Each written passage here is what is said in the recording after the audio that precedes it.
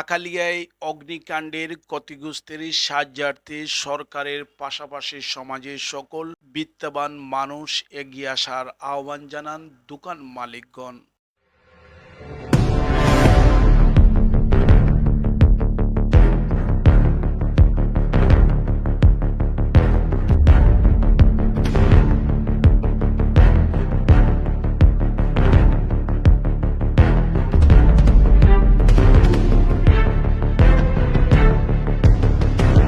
প্রিয় দর্শক, সিলেট নগরী আখালিয়া দানুকাঠি পাড় এলাকায় ভয়াবহ অগ্নিকাণ্ডে পুড়ে যাওয়া দোকান মালিকগণের ব্যবসায়ীদের ক্ষতিগ্রস্তির সম্মুখীন হয়েছেন, যা অনাকাঙ্ক্ষিত অগ্নিকাণ্ডর ঘটনায় তাদের ব্যাপক ক্ষতির সম্মুখীন করেছে।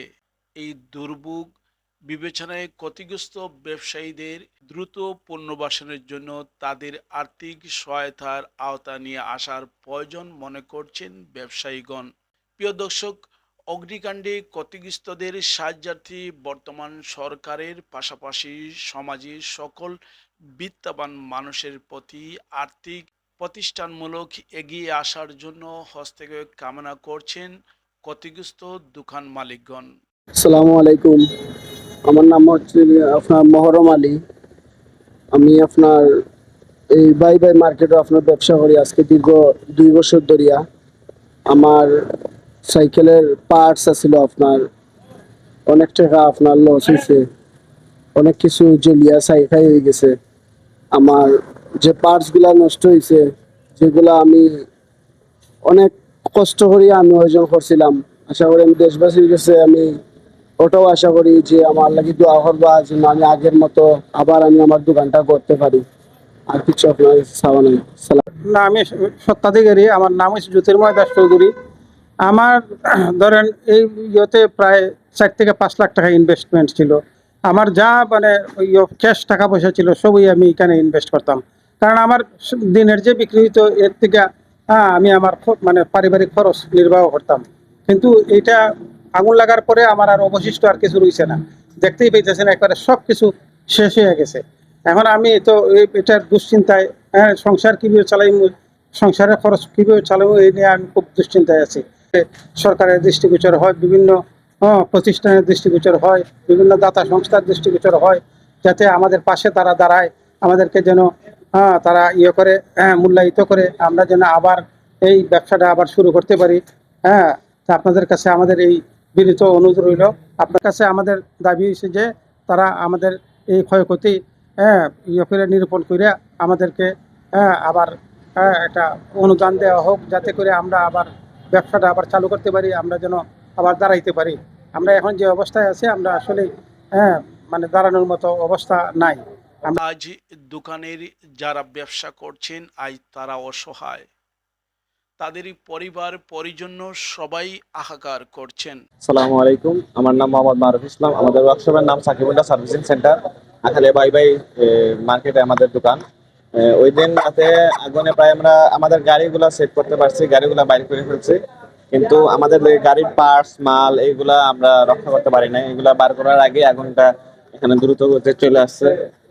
তা প্রায় আমাদের ক্ষয়ক্ষতি মালটা দোকানের ডেকোরেশন সহ প্রায় 5 থেকে 6 লক্ষ টাকা অলরেডি শেষ। অনেক আছে, আর অনেক মাল আমরা পাচ্ছি না খুঁজে। এগুলো হিসেব করলে অনেক টাকা করে দাঁড়ায়। এখন আবার ঘুরে দাঁড়াতে অনেক আছে। আবার দোকান এগুলো আমাদের আবার রং টং লাগে, আবার দোকান পুরোটা ডেকোরেশন করে আবার দোকানে করতে অনেক পার্টসই নাই আমাদের দোকানে। এখন গাড়ির পার্টস নাই, অনেক গাড়ি খোলা যন্ত্রপাতি কিছু নাই।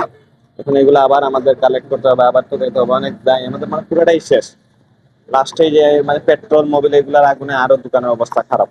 এটা যেহেতু একটা অ্যাক্সিডেন্ট হয়েছে, বা সরকার এটা দেখুক, ভালো করে তদন্ত করুক এটার কি হয়। আর আমরা তো চাই আমাদের যতটুকু সরকার থেকে সাহায্য সহযোগিতা আসে আমরা কাম্য করবো। আমাদের কাছে সরকার দৃষ্টিগোচর হোক আমাদের এই ব্যবসায়ী, এটা আমাদের ব্যবসা প্রতিষ্ঠান, এই ব্যবসার দ্বারাই আমরা মানে আমাদের জীবিকা নির্বাহ করতেছি এটা থেকে। তাই আমরা সবার দৃষ্টি আকর্ষণ করবো, আমাদের এইগুলা দেখুক, এটার করুক, করে আমাদের যতটুকু সাহায্য সহযোগিতা করা যায় এটা সরকারের কাছে আমরা আশাবাদী। আসসালামু আলাইকুম। আমার এই যে পুরানো টিভি গুলা, এগুলো আমি কিনা বিক্রি করতাম, তারপর এই যেগুলো দিয়ে আমি ঠিকঠাক করে আমার দোকান ফ্যামিলি চলতো আর কি। এইগুলা গত 2 দিন আগে আগুন লাগছে রাত্রে। এই যে এগুলা দেখেন ফ্যান, নতুন নতুন ফ্যান গুলা কাস্টমারের, প্রায় এখানে 3-4টা টিভি ছিল অনেক দামি দামি। তারপর ওই যে মাইক্রো ওভেন ছিল, আর এই যে মোবাইল ছিল অনেক আর কি, অনেকজনের মোবাইল ছিল। তারপর আমারও অনেক মাল ছিল, এই যে mobile, battery, fan, charger fan, এই যে টেবিল ফ্যান এগুলা। আর ওই যে এদিকে আছে অনেক টিভি, ওই যে দামি দামি আছিল 3 থেকে 4টা টিভি অনেক দামি। আর মাইক্রোওভেন ছিল, মোবাইল ছিল, আর এই যে 3টা ফ্যান ছিল নতুন, এগুলা চালানো হয় নাই, বিক্রি করবো বলে আনছিলাম। আর সিলিং ফ্যান যেগুলা কাজে রাখছিলাম, 4-5 লাখ টাকার মতো ক্ষতি হয়েছে। একটা হলো আমার, যে আমাদের একটু খেয়াল রাখবেন, আমার জন্য দেশবাসীরা দোয়া করবেন, আমার ফ্যামিলির জন্য দোয়া করবেন, যাতে আমি ভালোভাবে থাকতে পারি, আবার ব্যবসাটা করতে পারি। আমাদের দোকানের নাম হলো আদর্শ মশলা ভান্ডার। এখানে ভুসিমালের দোকানের মাল ছিল।